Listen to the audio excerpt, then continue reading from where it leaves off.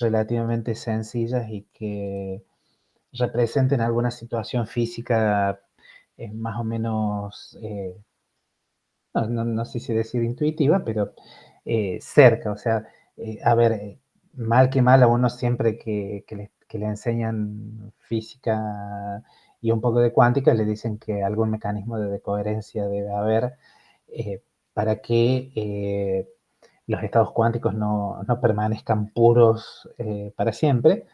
Entonces, de pronto tener algún mecanismo que más no sea medio teórico de poder inducir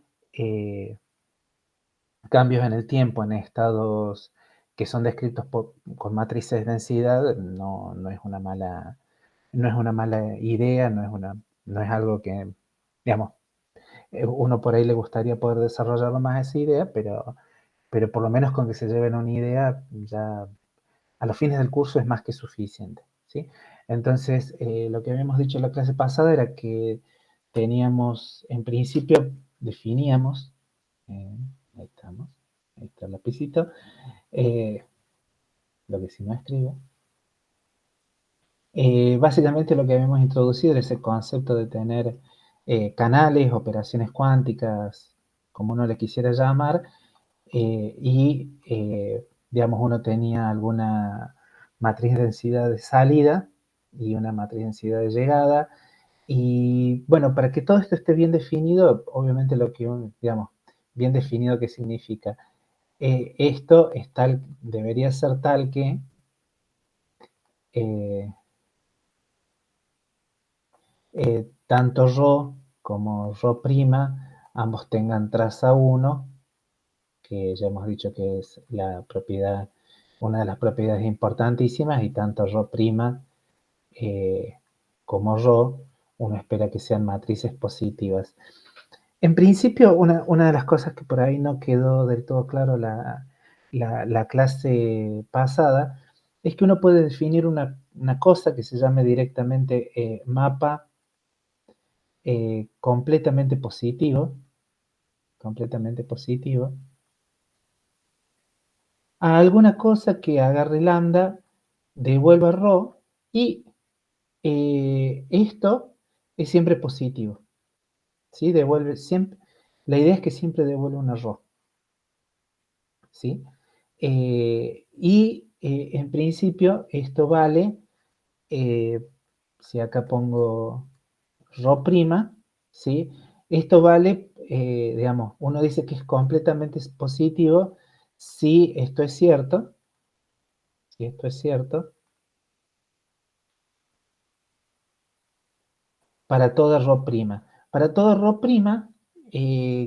que digamos que uno derive a partir del,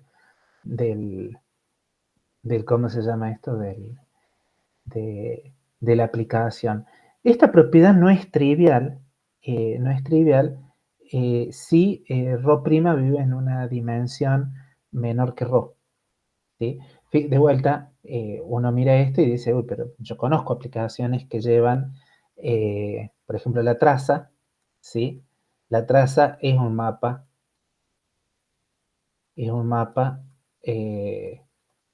completamente positivo, ¿sí?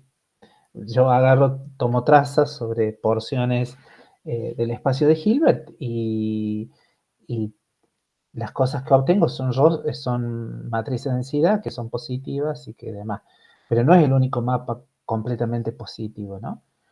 Eh, entonces, hay toda uno diría, bueno, pero ¿para qué puedo querer mapas completamente positivos? ¿Qué cosas representan esas cosas físicamente? Y hay de todo hay una industria, para decirlo de alguna forma, hay una industria de cantidades que uno puede fabricar eh, a través de mapas completamente positivos, ¿sí?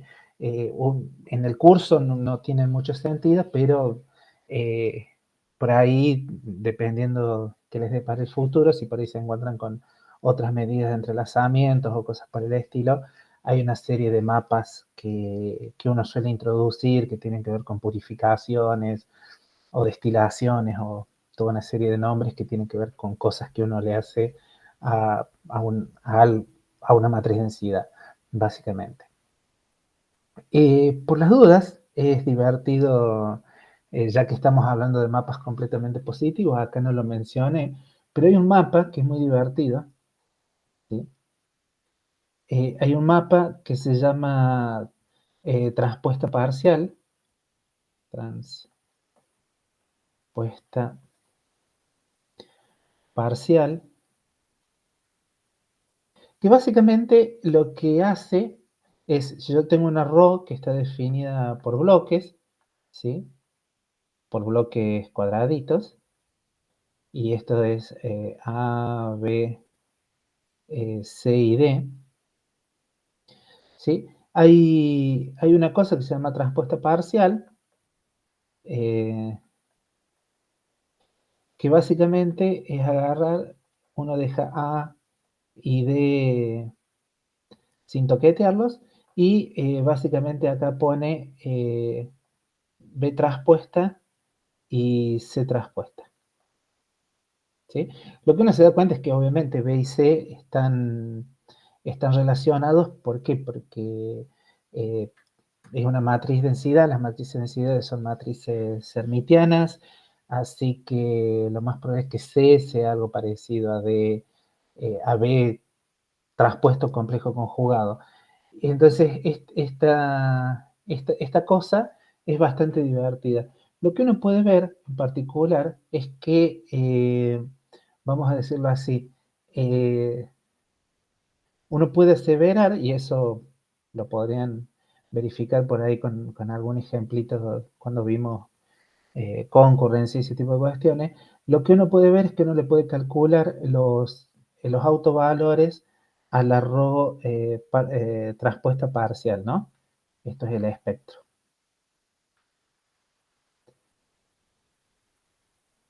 Es muy divertido ver que si row no es entrelazada, no tiene entrelazamiento, eh, vamos a ponerlo en esos términos, eh, no tiene entrelazamiento, entonces llamémoslo que esto sea algún conjunto de lambda 1, lambda 2, algún conjunto. Pero además esto lo que vamos a pensar es que son matrices 4×4. O sea, en ese caso se sabe que esto es exacto, entonces esto va solamente hasta lambda 4. Lo que uno puede ver es que si Rho no tiene entrelazamiento, entonces lambda 1, lambda 2, lambda 3 y lambda 4 son todas positivas. Mientras que si Rho tiene entrelazamiento,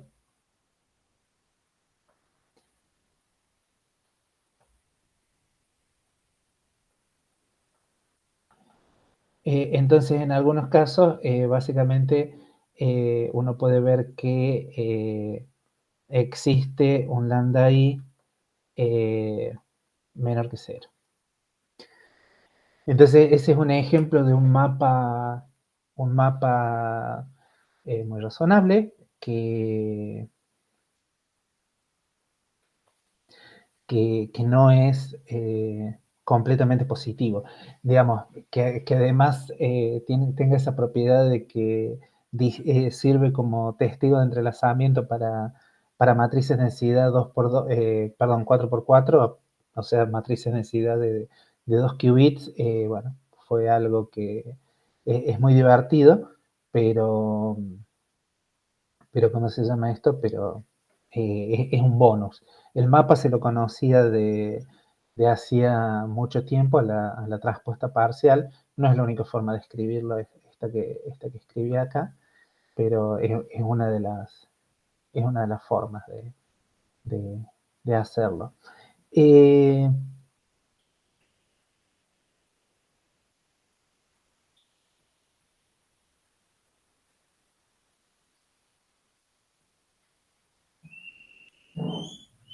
No sé si la estoy haciendo bien.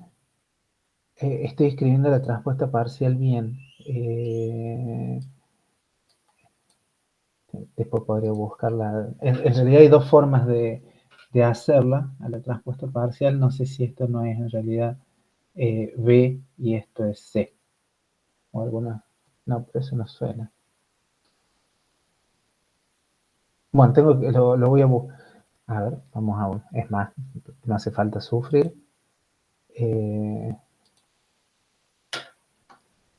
eh, mientras hablo con ustedes, eh, aquí está. Transpuesta parcial.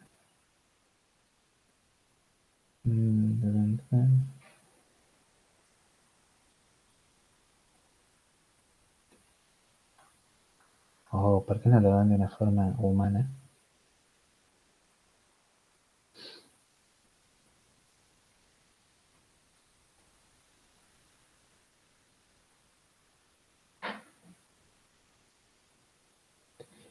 Eh,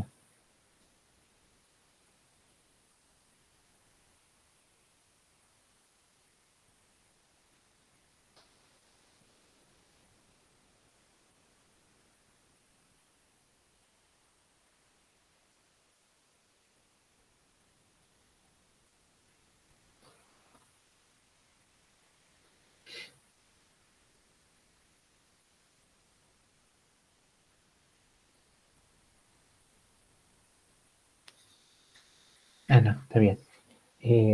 No estaba tan mal lo que recordaba. La traza parcial,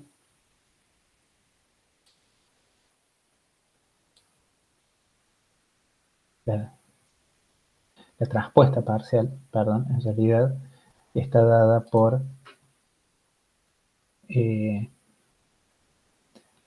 A transpuesta, B transpuesta, C transpuesta, D transpuesta. O sea, cada uno la transpongo por su lado. Y eso es, esto que está acá está bien. De hecho, pueden googlear ustedes y si buscan la transpuesta parcial van a encontrar que esto se llama el criterio de Pérez. Y este Pérez está bien escrito, no es que, no sé qué, es un Pérez con S, Pérez Jorodecki.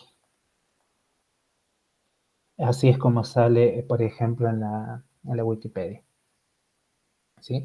Y bueno, y si leen la Wikipedia van a ver que es un criterio de entrelazamiento exacto, en el sentido que me dice eh, realmente se puede demostrar de que efectivamente cuando el mapa es positivo, cuando la transpuesta parcial, todos sus autovalores son positivos, entonces el estado no tiene entrelazamiento eh, y cuando eh, hay un autovalor negativo, entonces uno sabe que, que hay entrelazamiento. De hecho, en realidad esta cosa, esto funciona bárbaro cuando uno tiene digamos, la matriz densidad tiene dimensiones de 2 qubits o tiene un qubit por un qubit. Por un qubit. En estos dos casos se sabe que este criterio de separabilidad es exacto, ¿sí?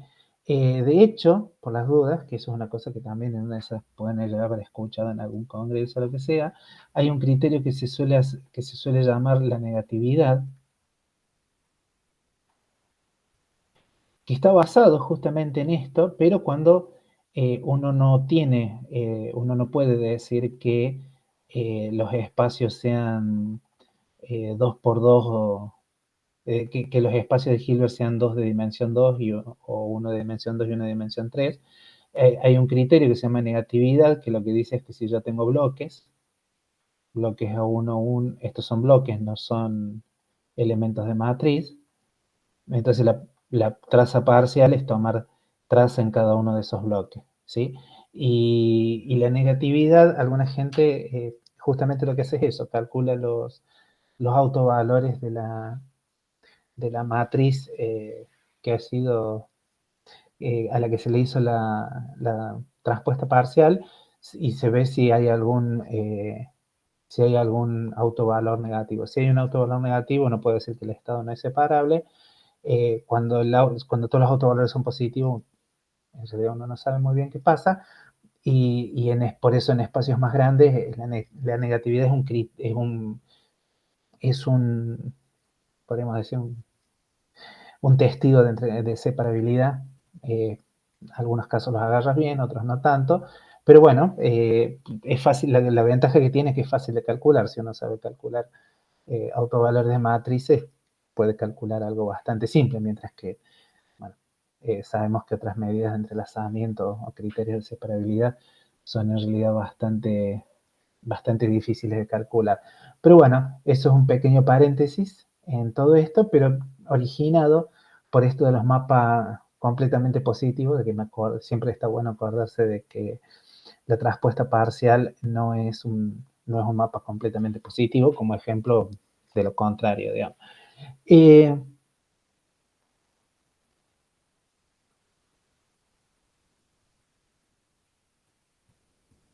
Estoy pensando si sigo con esos ejemplos o no sigo con esos ejemplos. Mm,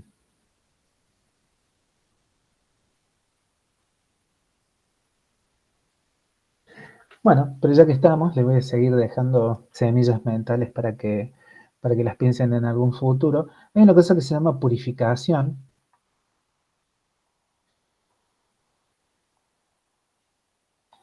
que en algún sentido es lo contrario a la traza. Por ejemplo, la traza, vamos a poner acá, lo contrario a la traza. ¿Qué es lo que hace la traza? Y yo sé que la traza, por ejemplo, si uno puede poner un estado puro, ¿sí? Me llevo un estado puro a, en principio, dependiendo, no sé, uno puede decir que esto es AB, uno si hace la traza sobre B, voy a parar una ρA, y en principio ρA no tiene por qué ser pura, ¿sí? Eso es una cosa que ya hemos visto hasta el hartazgo. La purificación en realidad es hacer algo totalmente opuesto. Lo que dice es que si tengo una matriz densidad que no es pura, no es un estado puro,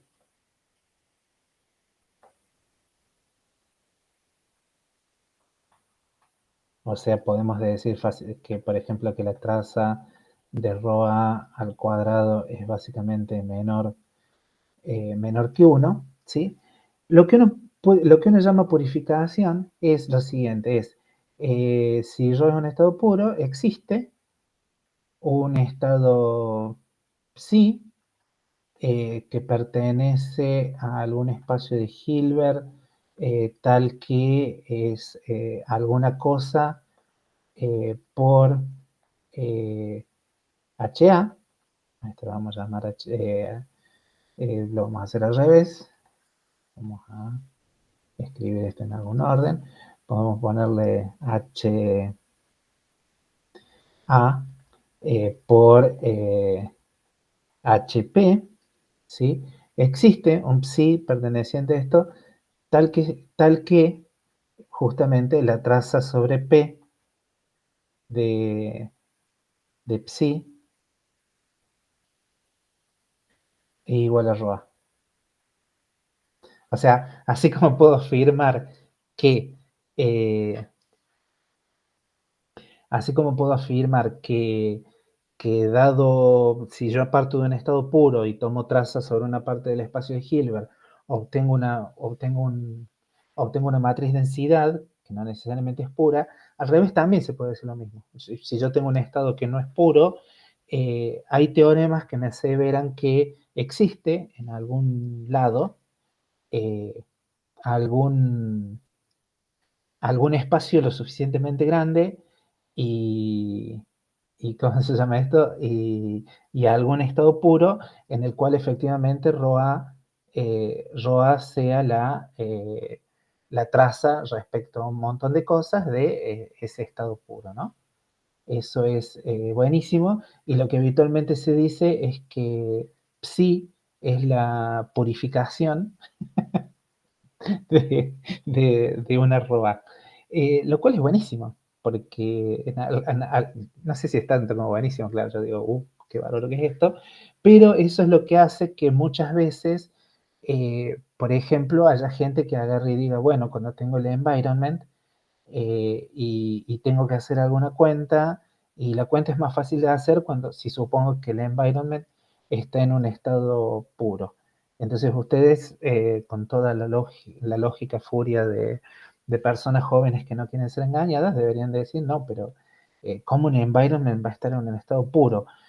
Bueno, lo que uno, lo que en general uno hace es agarrar y decir, bueno, en realidad está bien, si este environment, el estado yo digo que es una cosa que no es pura, simplemente lo que tengo que hacer es agrandar el sistema, agrandarlo lo suficiente, de tal forma que en algún momento me quedo con un estado puro, efectivamente, me quedo con un vector de estado, y, ¿cómo se llama esto? Nada más que en un espacio posiblemente, muy posiblemente bastante más grande, y ahí puedo afirmar que el environment, más lo que sea, está en un estado puro, y bueno, y hago las cuentas asumiendo que el environment está en un estado puro, y después tomo traza, ¿sí?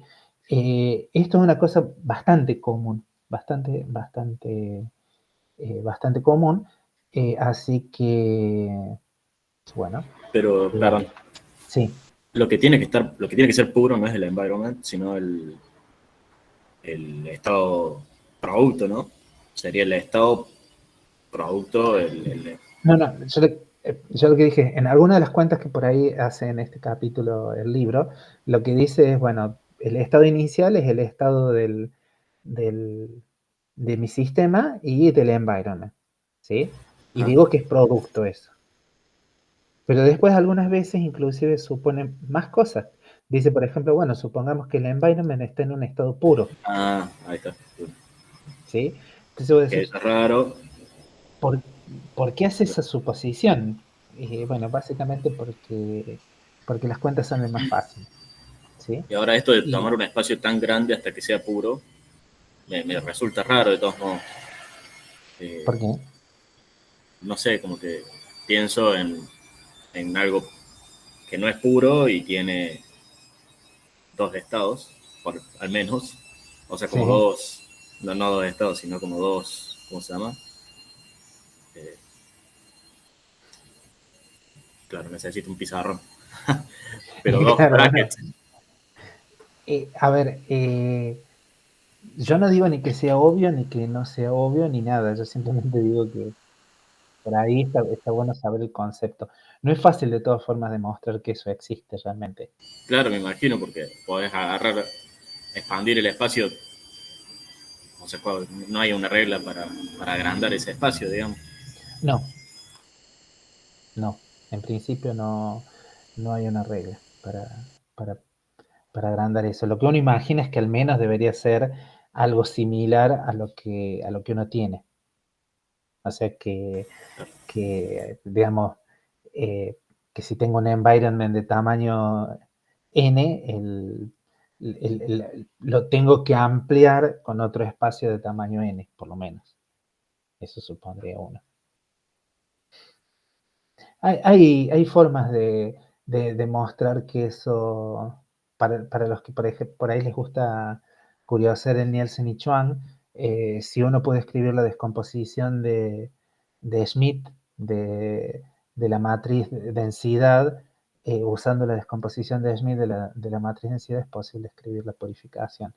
Pero de vuelta, estamos a final del curso, pero es bueno saber que esas cosas existen, ¿sí? Que uno puede agarrar y hinchar el espacio de tal forma de que, esa, que por ahí si uno tiene una matriz densidad, es posible escribir un estado puro del cual esa matriz densidad es el estado puro una vez que uno tomó traza, ¿no?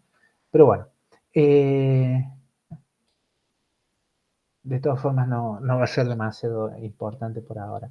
¿Qué cosas con qué habíamos terminado la clase pasada? Básicamente lo que habíamos empezado era con una cosa que se llamaba el canal Bitflip, ¿sí?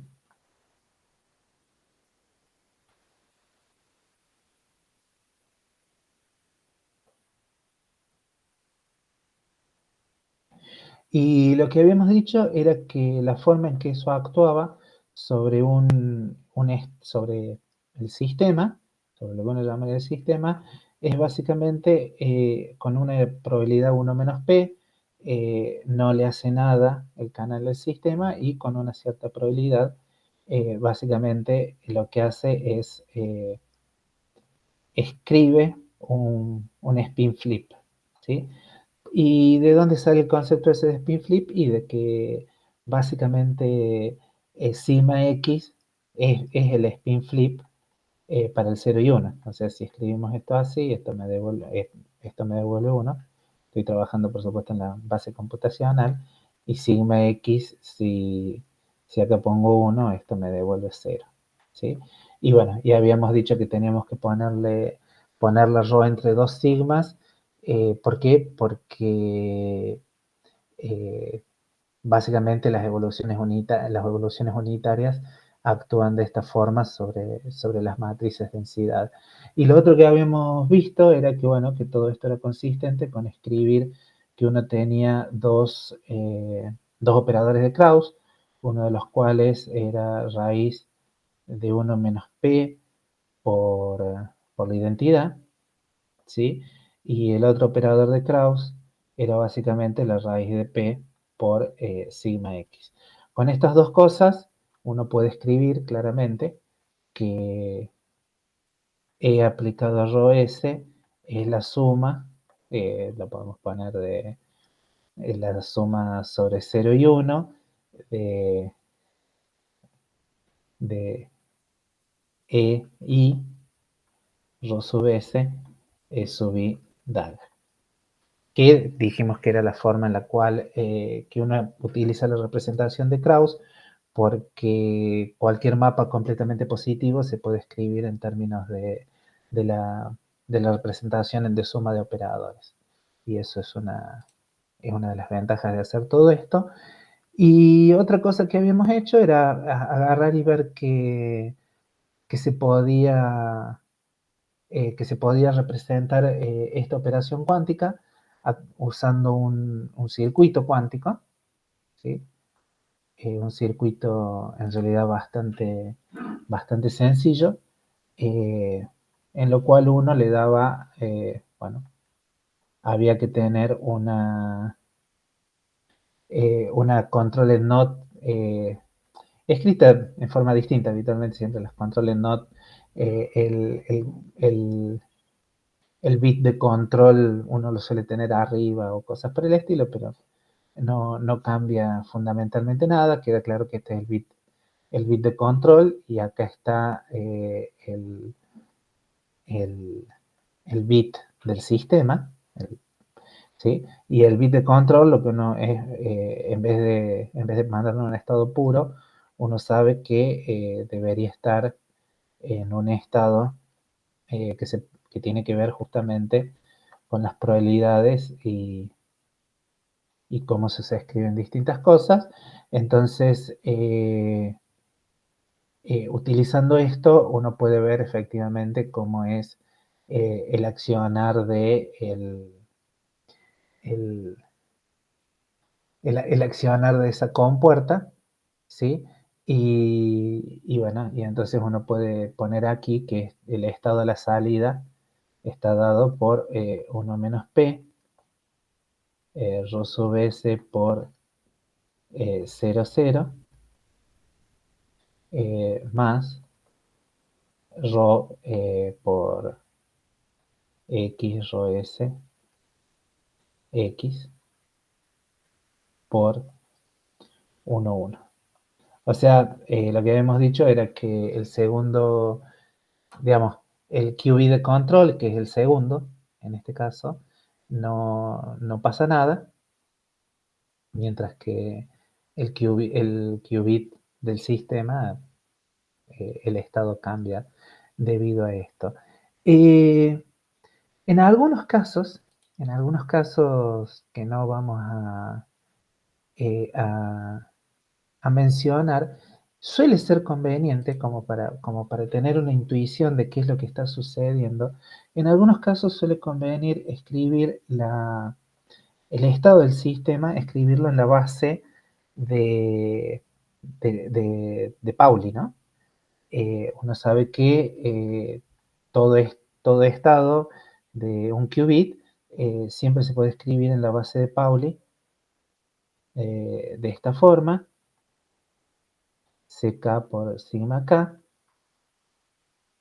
y esta suma sobre K va de 1 a 3, que son básicamente las tres matrices de Pauli, y esto que está acá es bastante simple ver que efectivamente esto es así si uno utiliza el producto interno que hay entre matrices. Uno sabe que, vamos a decirlo así, si uno tiene una matriz A y una matriz B y quiere el producto escalar, toma la traza de A por B, ¿sí?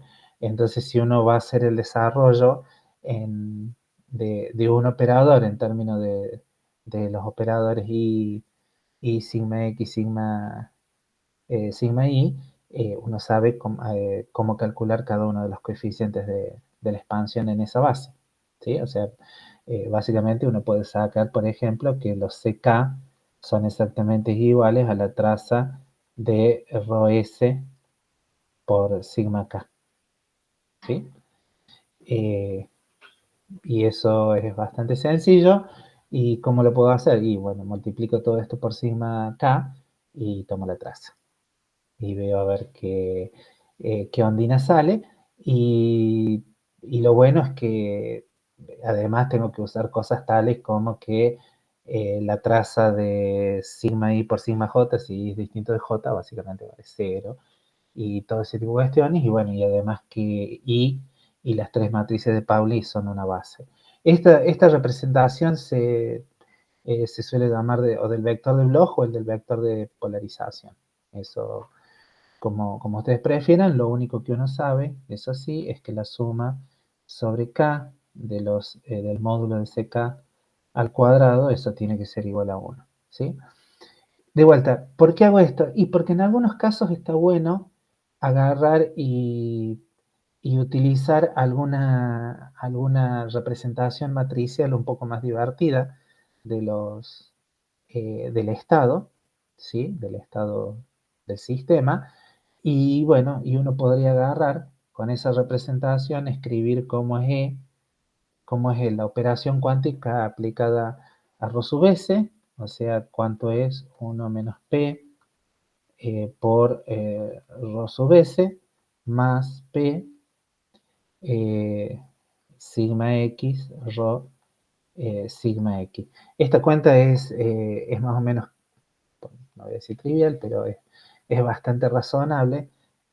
Todo esto se puede escribir como 1 menos p sobre 2, factor de la identidad, más cx sigma x más sigma i, no, sigma i no, c más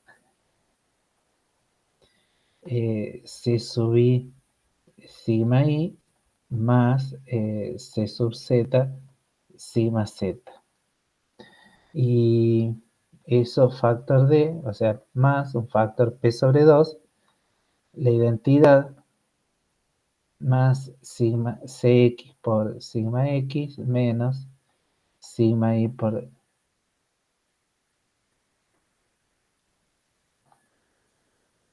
No sé por qué razón, me es más fácil.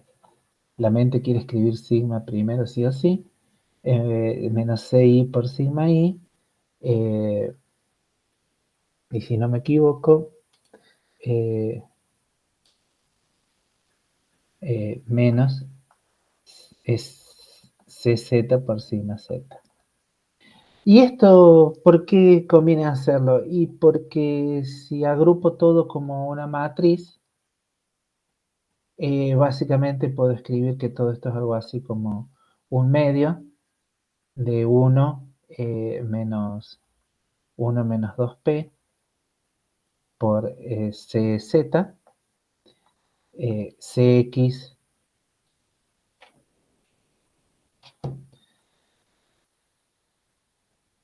CX menos Y, 1 menos 2p, CY, acá obviamente tiene que venir CX más Y, 1 menos 2p, CY, y acá tiene que venir 1 menos 2p, CZ. Y bueno, y uno ahí puede agarrar y decir, bueno, tratar de agarrar y interpretar esto como si fuera alguna mezcla divertida de estados, uno puede agarrar y decir, bueno, eh, cómo es que es la forma de estos estados y ese tipo de cuestiones. En el libro, por suerte, hay unas figuritas bastante divertidas. La figura 9.2 en particular es la que uno tiene que ver cómo se deforma la esfera de Bloch cuando uno pasa por ese canal, porque básicamente ese es el efecto neto del canal. Uno agarra algo que está en la esfera de Bloch y bueno, y dependiendo cómo sean los coeficientes Cx y Cz, lo va a deformar por un lado o lo va a deformar para otro, ¿sí? Entonces, un poco el libro le gusta jugar con ese tipo de, de detallitos, vamos a decirlo así. Bien, ahí se terminan los canales posibles en los cuales uno puede tener de coherencia, no, hay muchos otros que se pueden construir, ¿sí? Otro también bastante afamado es lo que se conoce como el canal eh, de cambio de fase, lo vamos a llamar, cambio de fase. En el libro está escrito como si fuera face flip. Así que en realidad es bastante sencillo, podríamos decir, cómo, cómo, cómo opera este canal. Lo que uno piensa es que la fase está puesta en general, o algunas fases están puestas en la componente Z, en las componentes diagonales de la matriz densidad. Entonces,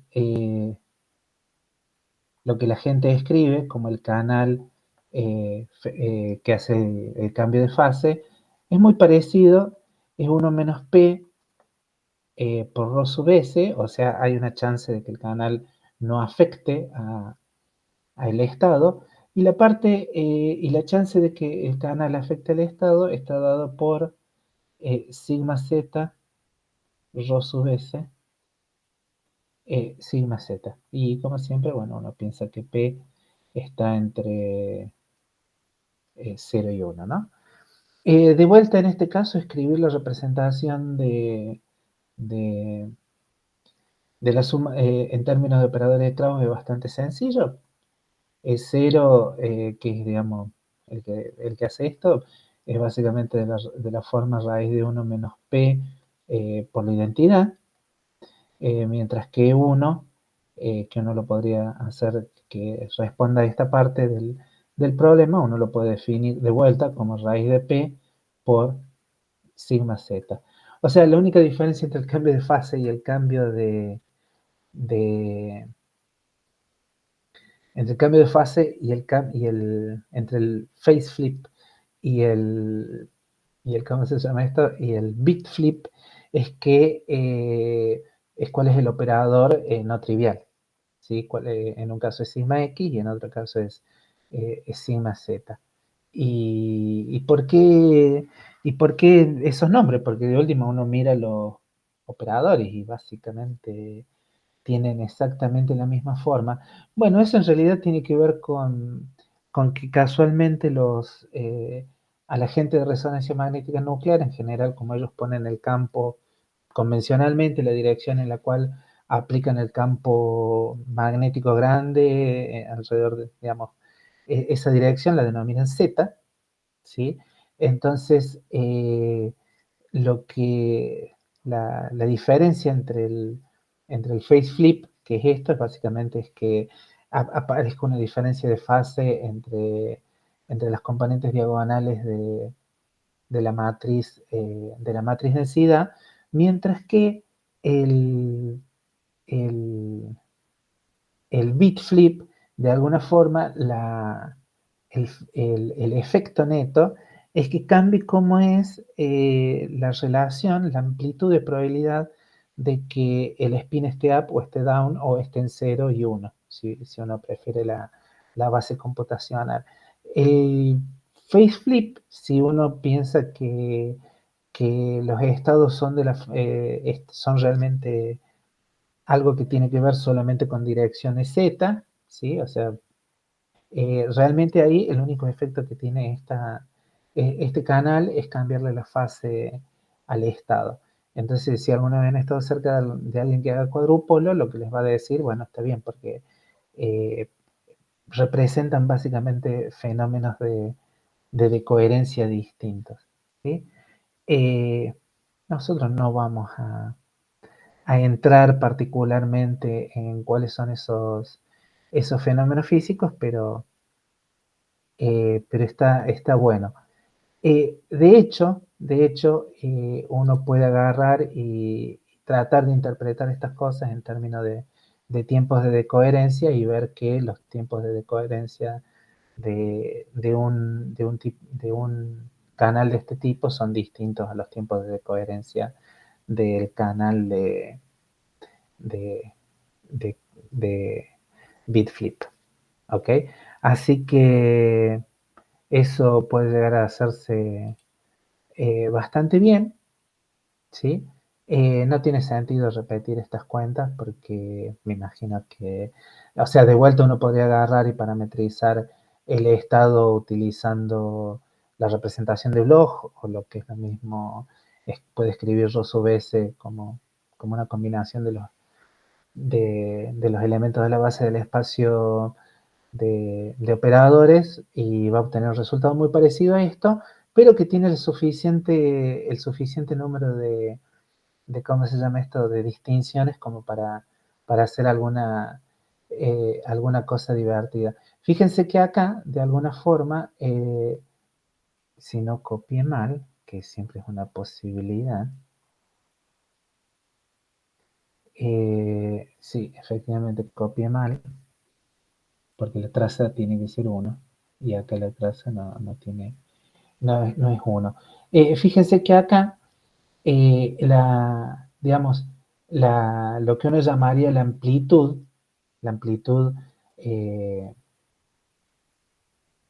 eh, digamos, de las componentes acá diagonales que uno piensa que van a tener posiblemente que ver con cuánto está ocupado el spin up o el spin down, o lo que es lo mismo en la base computacional, el 0 y el 1. Acá esto depende de P, ¿sí? Por eso, digamos, uno le dice que es el pin flip. Si yo tengo P distinto de 0, efectivamente la amplitud, la ocupación de, del 0 y el 1, los coeficientes de la superposición, cambian con P. Fíjense que si P es igual a 0, básicamente lo que tengo es 1 más CZ y 1 menos CZ. ¿Ok? Pero si P es distinto de 0, efectivamente y está cambiando respecto a lo que tenía inicialmente el estado. ¿Sí? Mientras que en el caso del faceflip, ¿sí? Si uno escribe en el caso del faceflip, cómo es el estado después de pasar por el canal, si uno escribe E de Rho sub S, esto es igual exactamente a un medio de 1 más CZ, acá tiene 1 menos CZ, y fuera de la diagonal tiene algo así como 1 menos 2P por menos CX menos ICI, y acá abajo tiene 1 menos 2P, 1 menos 2P, CX más ICI. Entonces, si uno mira acá la parte diagonal, lo que se da cuenta es que la parte diagonal del estado, una vez que pase por el canal, no depende de P. Y lo cual me dice que básicamente la probabilidad de medir up o down va a ser siempre la misma, no depende del canal. ¿Sí? Lo cual entonces uno dice, bueno, efectivamente esto lo que hace de alguna forma puede ser que altere las fases relativas entre up y down, entre 0 y 1, pero no cambia la amplitud relativa que uno tiene entre esas dos cosas. ¿Sí? Entonces eso es, fíjense que obviamente si uno escribe Rho sub S antes de, si uno hubiera escrito solo Rho sub S, fíjense que esto es de la forma 1 medio de I más, habíamos dicho, C por, concentrémonos solamente en CZ por sigma Z. Fíjense que esto, la parte diagonal, en la parte diagonal es justamente 1 medio de 1 más CZ, 1 menos CZ. ¿Sí? Entonces, antes de pasar por el canal, el estado en la parte diagonal tiene 1 más CZ y 1 menos CZ. Después de que pasó por el canal, también tiene eso mismo. ¿Sí? Mientras que en el de fase, mientras que en el otro, también el estado antes de pasar la parte diagonal, vamos a ponerle más las otras cosas para que más se ahí, acá tengo cosas, pero acá en la diagonal tengo exactamente eso. ¿Sí? Y acá lo mismo. Rho sub S en la parte diagonal es de la forma 1 medio, 1 más CZ, 1 menos CZ, y acá hay cosas, y acá hay cosas. Pero cuando pase por el canal, esas amplitudes, que van a tener que ver con la probabilidad de medir sigma Z, ¿sí? Han cambiado. Obviamente las partes fuera de la diagonal también han cambiado. Pero esto es lo que justifica el nombre, ¿no? Que una se llame bit flip, ¿por qué? Porque cambia la amplitud, ¿sí? Y el otro se llama phase flip, ¿por qué? Porque no cambia la amplitud. Te quede la parte diagonal de la matriz densidad, que es lo que tiene que ver con el valor de expectación de sigma z. Así que uno dice, bueno, sí, efectivamente esto tiene alguna cosa. Uno puede agarrar y en ese mismo cosa también agarrar y darse cuenta que las partes no diagonales son las que tienen que ver con el valor de expectación de sigma x y sigma y, que esas son las cosas que tienen que ver con cómo es, bueno, cómo es el vector de polarización, cómo es el vector de magnetización en el plano x. Todo esto es bastante simpático, muy divertido.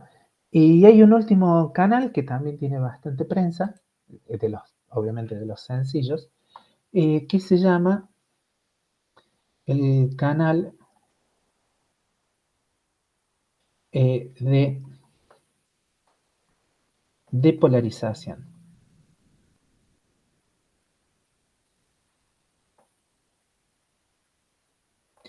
Puedo hacer letra linda, pero solo si escribo despacio. Y el canal de polarización, bueno, en realidad es, como su nombre lo indica, básicamente lo que quiere es que cualquier polarización en el eje Z o en cualquier eje se muera. Entonces, lo que hace es agarra un estado ρ sub s y me devuelve 1 menos P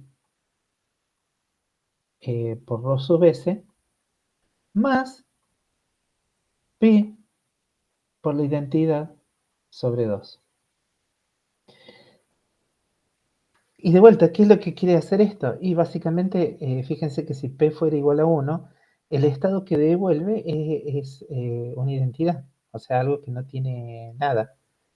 El valor de expectación de la identidad en cualquiera de las matrices de Pauli es 0. ¿Sí?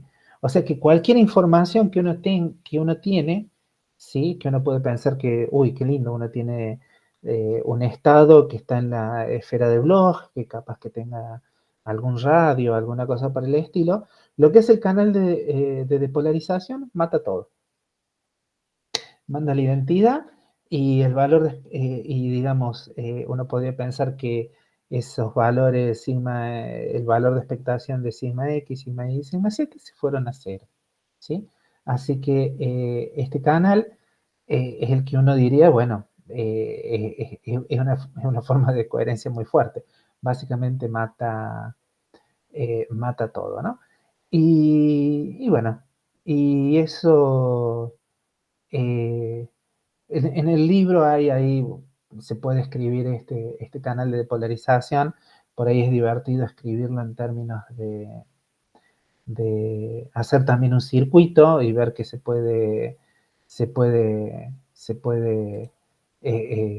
lo puede escribir en forma de un circuito en algo lindo, pero no hay, no hay no hay mucho que hacerle al respecto. Había dicho mal que este era el último, hay uno más que también tiene cierta fama, que es el canal, vamos a decirlo así, de eh, amortiguación, no sé muy bien cómo traducirlo, amortiguación de la amplitud. Amplitud, que básicamente lo que uno dice, esto no es distinto del de polarización, básicamente el canal lo que hace es, bueno, lo que uno espera, lo voy a escribir en forma de Krauss, eh,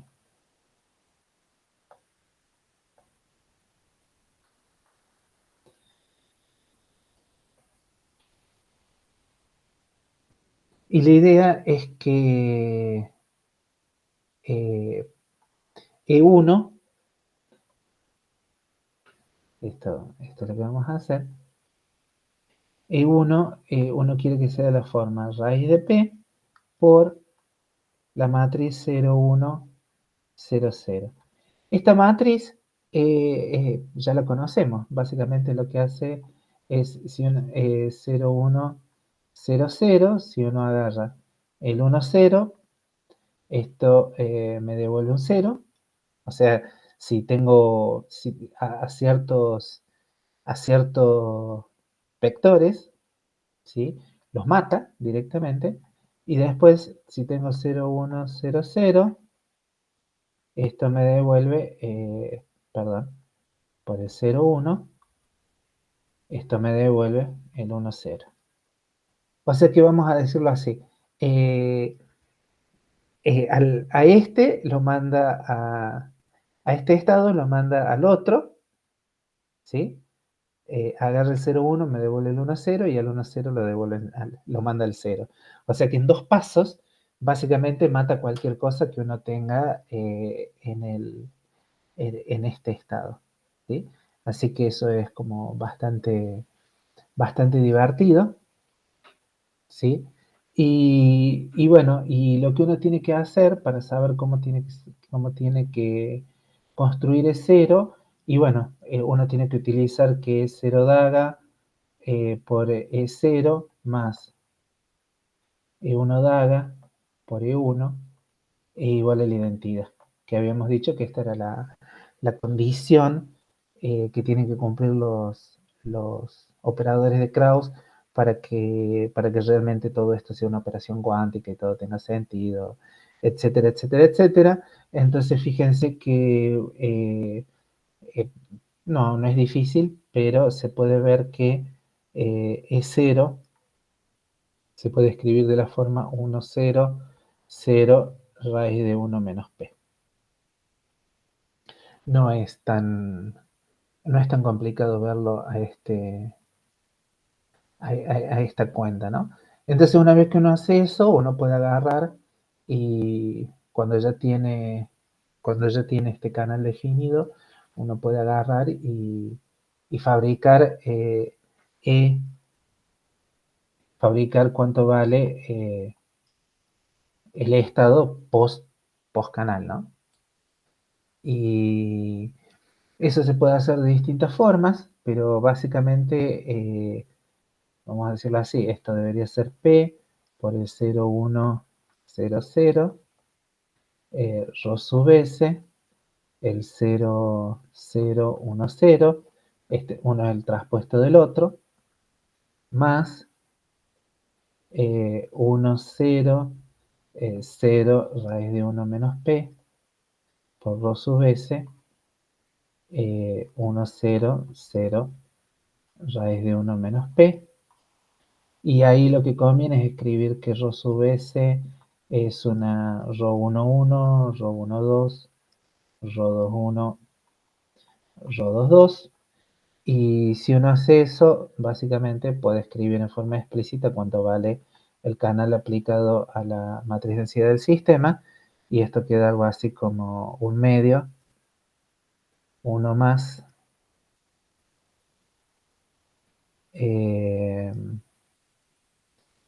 P más 1 menos P por CZ,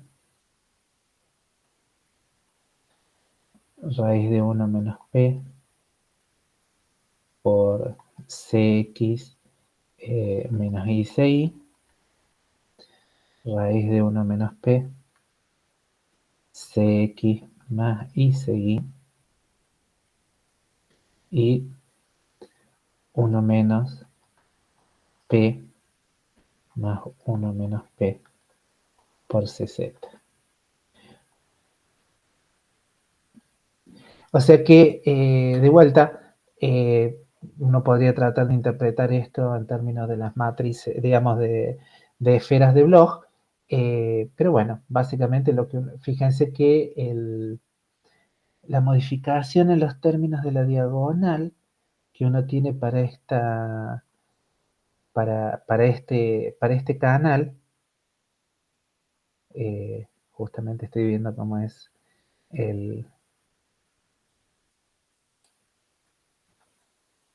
si uno agarra el bit flip, espero estarlo copiando correctamente, sí, el bit flip es de esta forma, ¿sí? Esto es el bit flip,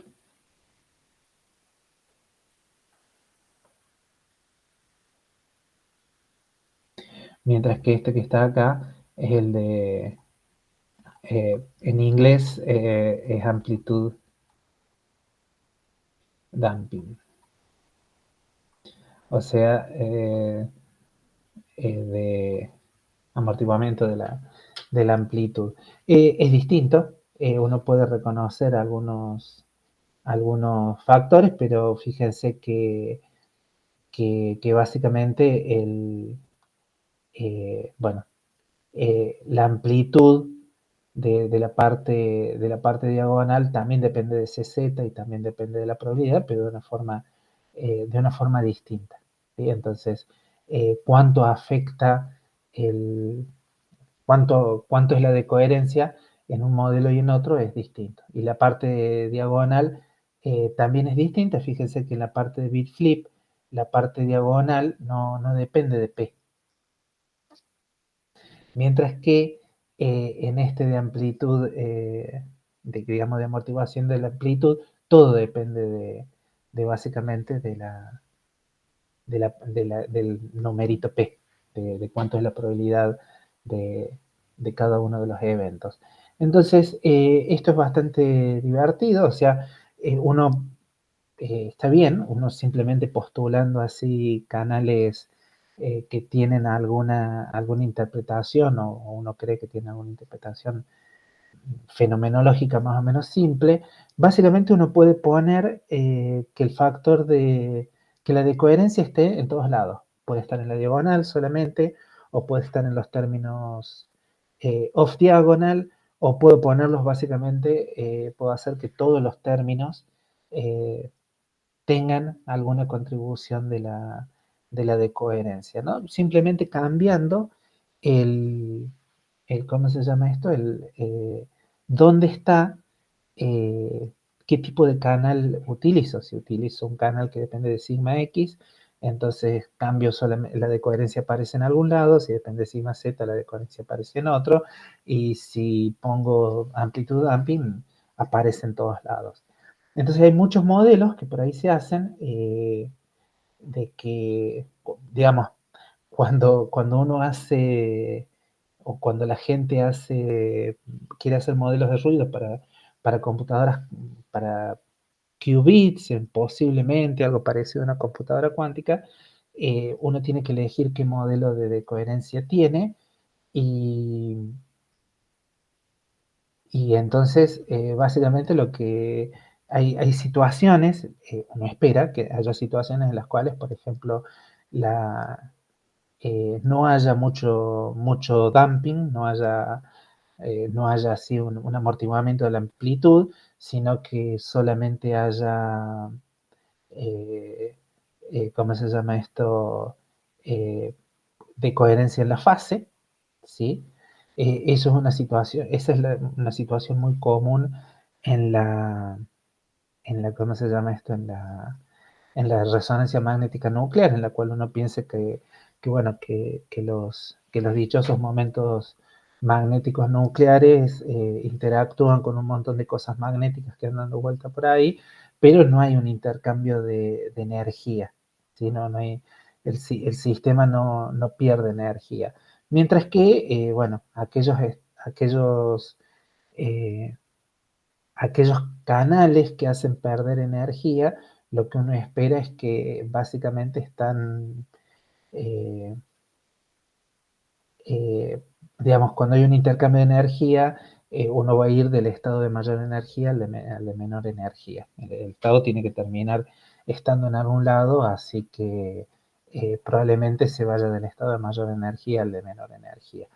Y entonces, muchas veces lo que la gente hace es simplemente agarrar y propone estos canales simples y trata de ajustar los comportamientos que observa haciendo estos modelos simples, ¿no? Básicamente, uno agarra y dice, bueno, si dejo pasar un cierto tiempo, P vale tanto, y entonces puedo ir ajustando los valores de P para distintos tiempos de operaciones, para distintos tipos de situaciones físicas, ¿no? Y lo divertido es que, de vuelta, eh, puede, uno puede pensar, bueno, pero acá no estoy haciendo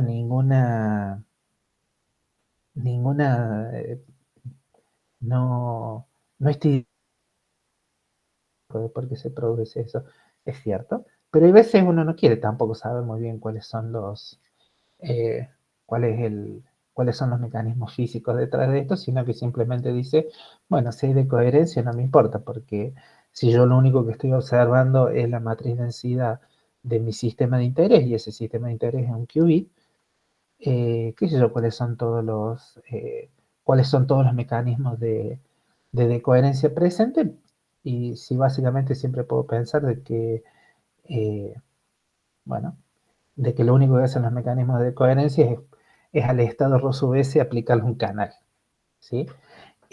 Obviamente esto es una visión bastante simplista, pero en muchos casos funciona bastante razonablemente. Yo no lo voy a hacer, pero ustedes pueden leerlo todo lo que quieran. De hecho, el libro continúa después y agarra y a partir de la representación de Krauss y algunas movidas de términos para un lado o para el otro, deduce lo que se conoce como la ecuación de Lindblad. La ecuación de Lindblad es la ecuación que describe cómo es la evolución temporal de una matriz densidad metida en un medio ambiente. Y le da una representación por ahí un poco más simpática a cómo son los operadores con los cuales el medio ambiente actúa sobre el sistema bueno, ve que algunos modelos simples de la ecuación de Lindblad coinciden con lo que uno obtiene de acá de los canales sin necesidad de hacer tanto lío, ¿sí? Sin necesidad de pasar por la ecuación de Lindblad y decir que hay que resolverla, etcétera, etcétera, etcétera. Uno llega a la conclusión de que en realidad estos mapas, estos canales funcionan bastante bien para situaciones simples, ¿no? Y en otras situaciones simples, bueno, es bastante difícil saber qué cosas se pueden hacer. Y chan chan, se acabó. O sea, ya hemos cubierto todos los temas, básicos y no tan básicos de lo que pensaba cubrir en el curso. O sea, vimos circuitos, vimos el algoritmo de Shor, que es lo que más puede llegar a ser sofisticado. Vimos todos los otros algoritmos, los de Grover, los de Simon, etcétera, etcétera, etcétera. Y vimos Quantum Fourier Transform, cómo armar el circuito. O sea, hemos cubierto el programa básico. Así que, desde ese punto de vista, el curso se termina. Tendría que haber un ban, pero claro, calculé mal. El curso se termina cuando